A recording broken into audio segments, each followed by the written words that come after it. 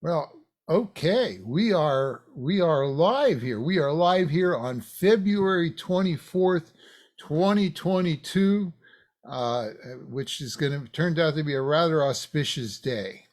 Right, Sam? It sure did. Sure did.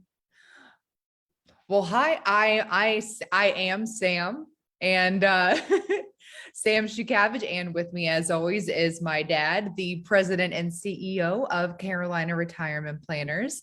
And also with us is the magic behind the curtain, Ms. Amy Dresky, our director of client fun.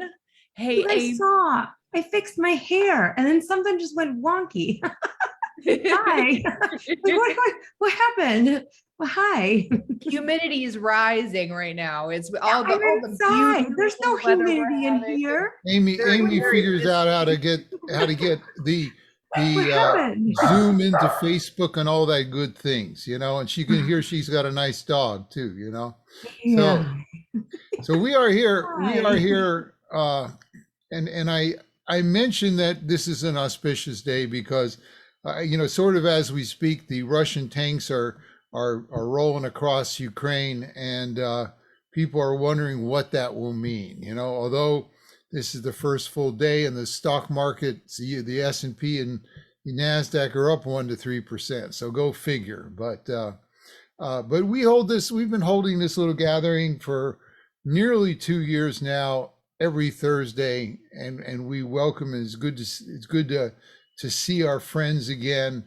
I see that Brad is here and Miranda is here. We have an interesting topic today, and that is, what is our topic today, Sam? Ooh, it's will I run out of money? Right. Market crashes around me. Am I going to go broke in retirement? And so that's why I say we thought that it was going to be a fitting thing to transition into after last week and the week before, where we talked about all the different sectors and how they did last year, and then about having a diversified portfolio. And then we thought we would talk about, we thought that this would be a good transition next into the conversation for those of you who follow along every week with us. Help you frame it a little better.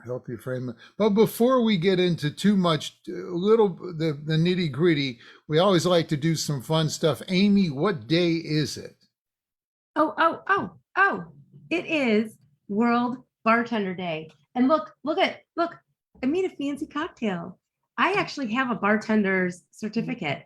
What? Ooh, Yeah.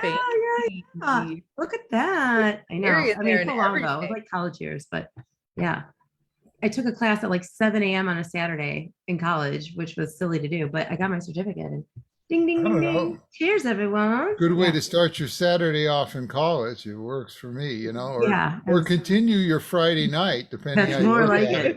I know, Amy, she probably just, went from the bar to the. It's definitely, it was my best friend and I, and we were just like, oh yeah. It was. And Alexandra says hi, and Phil says hi. So it's good to see you two again here as well. Yeah, I don't have a fancy cocktail, but I poured myself some red raw wine real quick. What is it? I love when you say the fancy wine, names, because you can do it. I can't. Oh my gosh, you know what's embarrassing? I don't even want to tell you. I'm still drinking my bottle of Tannat from last week. That's not embarrassing. That's actually good. Well, I'm drinking. Proud. My husband made me some Mai Tais though. So if he were here and off work, and I knew that it was World Bartender Day, I would have had him make me a fancy Mai Tai. But well, I'm drinking water laced with a little bit of apple cider vinegar. But last night, I had a Manhattan on the front porch of the City Club, so that was good. That would be good. That's fancy. I had to chime in. Warm night. We sat outside, a little dogma beside us, and had a little dinner. So, but okay, let's see. In the meantime, hey, Bruce and Jay and Carter are here. Good to see you. Yeah, hi guys. Our own Mary, Mm-hmm. Bruce, Debbie, Can I just say I would be Debbie and lost Jean. without Mary on most days. I would be a hot mess without Mary. Oh, that's awesome. Thank you, Mary, for being amazing. We've got a great Yeah, thank you, team here Mary. at Carolina Retirement Planners. We sure What do you do. think? Should we plunge in and start our program now? I think so. I think that I'm ready. Okay. Bring it on, Dad. Who are we going to talk about today? Well, we're going to answer the question, will I run out of money? Which I'll tell you, for, I don't know, somewhere like 10 or 15 years, I have taught numerous workshops at UNCW, Brunswick Community College, even Cape Fear Community College, and that other little college that has an office here from, anyway. So, and this is probably the number one thing on people's minds. Will I run out? That's the thing we worry about the most. Unless you have buku bucks, it's something that should be on your mind. And in teaching this, there is a lesson that I like better than all the lessons in pretty much every other lesson that's contained in these 6-hour classes. And we call it the story of two brothers. And, you know, we never want to be boring. So in our case, the two brothers, one is named Wilbur and one is named Orville. Okay. And they both retired with a nest egg of $500,000. And, you know, they both decided that they would take $30,000 a year out of this nest egg every year. They invest the money in the market and they would take $30,000 a year out to live on. Now, Sam, 30,000 is what percentage of 500,000? Oh man, you're making me pour wine and then do math. Well, yeah, I know. Count your feet. Take your shoes off. You know. Yeah. You could do it. You could do it. It's 6%. It's 6%. So they're going to each pull out 6% at the beginning, and they're going to put it into the market, and they're going to put the rest in the market and let it grow in the market. Now, there's another piece of data here that I should mention. Wilbur retired in 1990, and Orville retired 10 years later Orville retired 10 years later in 2000. Now, Sam, do you remember what the market was like from 1990 to 2000? Do you remember what those years were like? Well, Dad, do you remember how old I was in 1990? Well, 3 or 4. Yeah, I was. Yep, I was 3. Well, I You don't remember, know. Sam, right? You remember the market then, right? I don't know. There might be. We interrupt this cartoon to bring you this market-breaking news. Who could be that? But those of you out there, most of you listening today will probably remember those years. They were what was called the dot-com boom or the dot-com bubble. And except for the first year or so, the market was up. And boy, the last half, it was up a lot. So it was the dot-com bubble. It did great. One of the best decades I think we've ever had. How about the years from 2000 when Orville retired? He retired in 2000 and if we look at the next 10 years, 2000 to 2010, do you remember what the market was like? And that's where the bubble burst. And in 2000 to about 2003, the market fell nearly in half. 2001 in there, 9/11 did not help things any. And then it kind of came back and it got just above where it was before.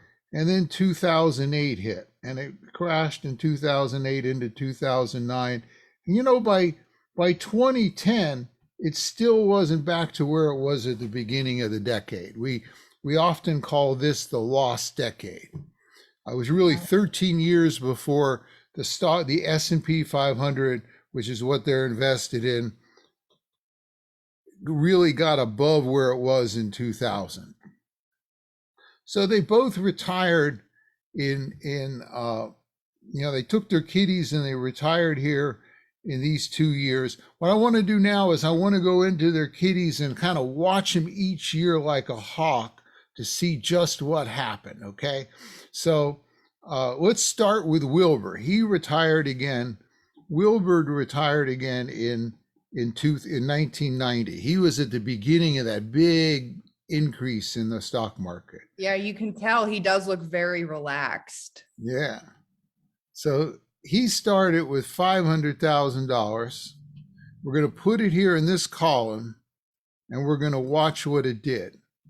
And you remember, every year he took out $30,000 to live on. Okay? Mm-hmm. So 10 times 30,000 over that time period, he took out $300,000 from his kitty to live on. Now, what was the market like during that time period? Well, interestingly, in 1990, the market fell 4%. And so he took out 30, the market fell, he'd be down to 449.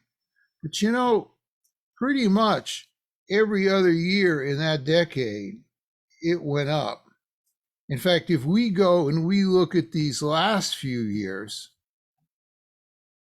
it was plus 33, plus 26, plus 22, plus 16, plus 20. Market just did fabulous. And guess what? Even if you run the numbers and you look at this, even though he took out that 300,000, his nest egg grew to $1,234,000. Now think about that. This guy started with 500.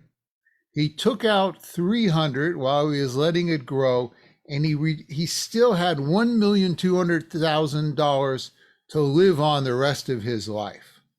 I mean, this guy looks to me like he is a brilliant investor. Think about how well he did. Excellent. And yeah, so that's Wilbur. Well, let's go and take a look at Orville. Okay? Orville retired in 2000. Orville takes $500,000 in his kitty, and he invested. And again, is he being punny? Are you being punny? Yeah, I'm having a hard time with this. Is there a joke happening in here? Yeah. I mean, I just don't know how long it's going to take you two hawks to figure it out. I've been trying to let it go, but I'm like, is this punny? Look, I'm doing the best I can. Okay, how many jokes can you make out of I appreciate it. I appreciate it. It's making me laugh over here. Yeah, it just I'm sort of doomed. Anyway. So good stuff. He also takes out $30,000 every year, for his beer money. But what did the market do during that time period? And if you look at it, remember the first 3 years when the dot-com bubble fell, the market fell 6, 7, 16, right? So we had big drops. And by the end of that third year, he was down to under $300,000 left in his nest egg. Well, and then they had some ups and down years, but what really killed him, and I'm sure we all remember 2008, the market fell by a third, and the remaining money he had fell by a third. And when it was all said and done, all he had left in his nest egg was 156. So he went in there and he took out, oops, get to the right one. He put in 500, he took out 300,000, and he's left with 156,000 to carry him the rest of his life. Oh boy, Dad. So Orville, man, he would have done better if he had just stuck the money under his mattress, right? Yeah, I mean, think about it. He started with 500. If he took that 500 and put it into $1,000 bills and every year pulled 30 of them out to spend, 500 minus 300 is what? 200. 200,000. He'd have had 200 left. Instead, he's got 156 left. You know, this is a case where we like to say the mattress beat the market. Everyone thinks, well, if I invest it, I'm going to have more money, but that's not necessarily the case when the market's going up and down. So, but another important lesson here. And you know, he may look like a stupid investor, but he did exactly the same thing that his brother did. He started with 500, he invested it in the same market, just at a different time, and he pulled out 30,000 a year, and now he's broke. His brother's set. By the way, I know some of you are thinking, well, his brother would have to then go through the 2000 crash as well. I ran those numbers, and with $1.2 million, he'd be okay. He would weather that okay. So there's a real lesson here, and the lesson, you know, think about it. One of them ended up with $1.2 million. One of them ended up with 156. They both did exactly the same thing. What was different? It was the market when they went into it. This is called sequence of returns risk. So if you invest, and if you are close to or just in retirement, and you get in there when the market's headed up, you're going to be in great shape. If you get in there and the market is instead, you know, headed down, you can be broke. Sequence of returns risk. One of the most, it's something you never faced while you were working. In fact, it's kind of interesting because when you were working, you're working, and every month you put, I don't know, $500 into your 401k or 403b or IRA. You're a buyer. And Sam, if what's the rule for buying and selling? What's the general rule? Buy low, sell high. Yeah, you want to buy low. So if you're working and you're not needing the money and the market falls, stocks are on sale, market falls on half, stocks are half price. You can get twice as many, and then when the market comes back, you're okay. But when you're retired, you become a seller. And now if the market falls in half, you've got to sell twice as much to get your basic living expenses. And when the market comes back, you've taken out more and it's not there to come back. So it's one of the key things that are different, a transition you go through between the time you're working and in, between the time you're working and retired. So it's that transition from being a buyer to being a seller. Now you might say, well, what do I do about this? Well, we've talked about it the last few weeks. We've talked about diversification and asset allocation. But if you go back and look at some of our overall strategies, one of the strategies is to say, look, I'm going to take my nest egg.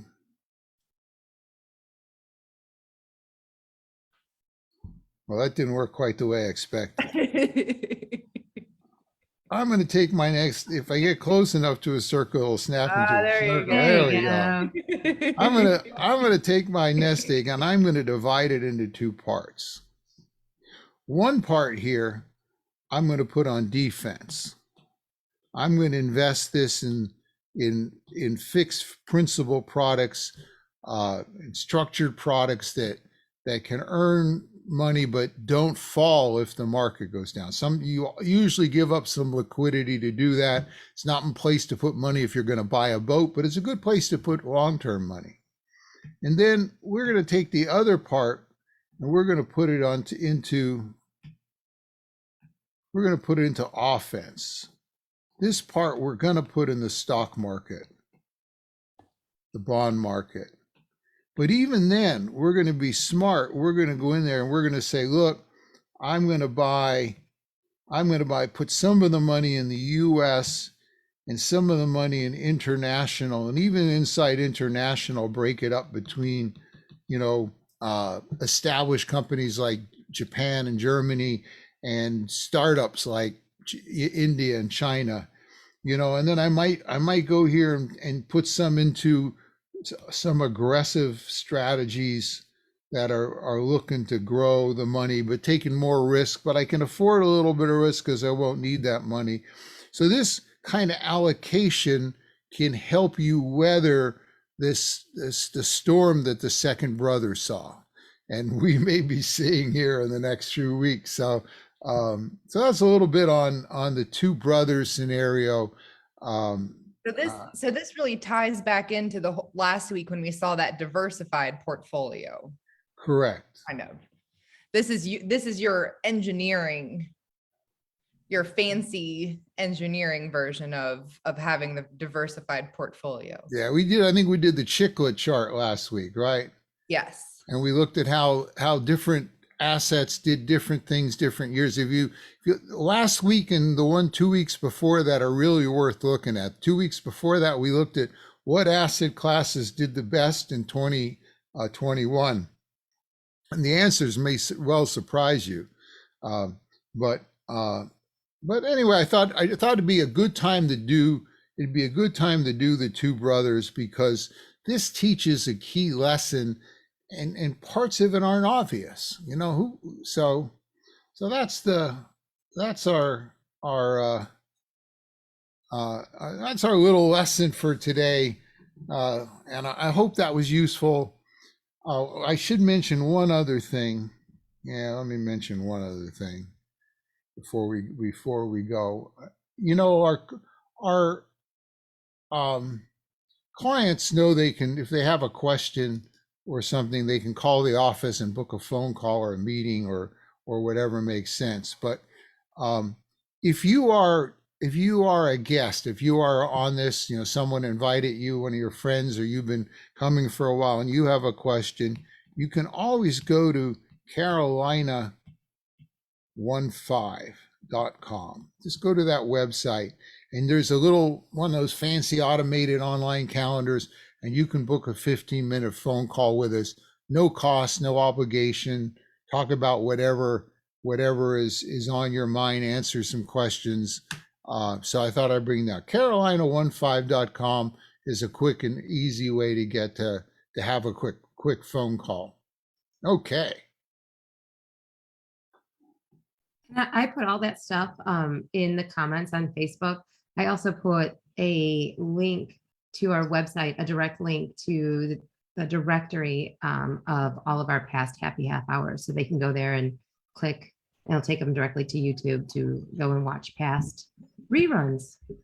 I tell you, I meet with people now and I give them homework to go watch this happy half hour, because we've got so much good information banked there. You're wondering about gold, you're wondering about Bitcoin, some of the talking to investors who manage $15 billion for insurance companies and have started their own strategies, and just some insights that are really good. And then we have several with attorney Richard Horgan, who talks about wills and trust and things like that. So wealth of information there, as well as at rogo.com, rogo.com. This little presentation is at rogo.com too. Okay, well, it's 6 minutes to the hour. So all right. What's next? Are you ready for the wine drawing? I am ready. Right. I like that you give homework. That's kind of fun. I like that. All right. So for anyone who is new to this, we give away 2 bottles of wine at every happy half hour. And to get your name here in my jar, all you have to do, if you're on our email list, then throughout the week, whenever you see what our topic is, all you have to do is respond to that email and let us, respond to the email. Usually Amy gives us a cool prompt and that you can answer to that, or a topic you'd like to see. And we'll enter you. If you share that email with a friend and let us know, we'll give you an additional entry. And if you are on Facebook, then you can click that you're coming to the Facebook event and we'll give you another entry. And if you share the Facebook event, we'll give you yet another entry. So you could get into this jar up to 4 times. And so many ways. Yeah. So if you really like wine, that's the way to go. So our winner this week of 2 bottles of wine delivered directly to your door from Fermental Bottle Shop is, they're here today too, I think, is Miranda and Rod R. So well, congratulations. Yeah, she comes every week too. Yeah, definitely regulars. I think top fans of our Facebook account, and awesome people. So congratulations. And if you haven't, if you didn't win, continue to enter. We love to give away wine, and we'll continue to do it just as long as we are holding happy half hours. So okay. Now, we're gonna hold them forever and ever and ever. Hang on, let me pontificate on one question that came in. One question that came in said, is there a strategy to reduce your spending or your withdrawals when the market's down and then increase them where they're up? And I see that a lot in the press. They say, well, what you do is when the market crashes, you just spend less, take less out. And then when the market recovers, you take more out. And, that's nice in theory, but I don't think these people, most of the retirees I know, they're let's just say they're 65, they've moved here. Let's forget about COVID for the moment. And for the next few years, they want to go have fun. They want to go travel the world. I always like to joke, when your hips and knees are still original equipment, you're in your go-go years. You want to go, enjoy it and spoil the grandchildren and do all the things. You want to say, well, the market's down, honey. We better, move to canned beans and, no vacations this year, no trips, no nothing, because our market strategy is to invest heavily in the market, let it go up and down, and when things are down, we're not going to take money out. That doesn't make sense to me. If you're retired, you want to be able to enjoy those years and not have big swings in your spending based upon just what the market did now. That's my bias and the things that I have observed, but I think people would rather have a plan that isn't dependent on them, really cutting way back when things are bad, but something that allow them to go steadily onward. Anyway, that's enough for now, Sam. Wait, I'm going to chime in. I like that. My daughter is kidnapping my mom and myself, and we're taking Declan, my grandson, her great grandson, in April, and we're going to Tennessee. And I'll be working on a Thursday, so I'll pull her in so you guys can see her. But yeah, you have to. We're she's still in her go-go years, so yeah, you can do it. Do it while you can with the grandkids. You don't want to tell someone, well, if the market falls for a few years, you won't get to spend anything. Enjoy it while you can. Yeah, just ain't gonna. You want a plan that allows you maybe. Anyway, I don't see that as a viable option. It's a cop-out for people that, don't have viable options. So, and exactly. I say most people are coming to us because they want to be able to spend their money and enjoy it, not because they're going to wait till the market comes back. But anyway, enough of that. I'll be pontificating. Okay, so. Yeah. And I'll pull her in that week. I'll make her come say hi. Okay. Yes. Cheers, everyone. Anyway, cheers, everyone. Cheers. See you next week. We'll see you next week. Have a good weekend. Take care. Bye-bye.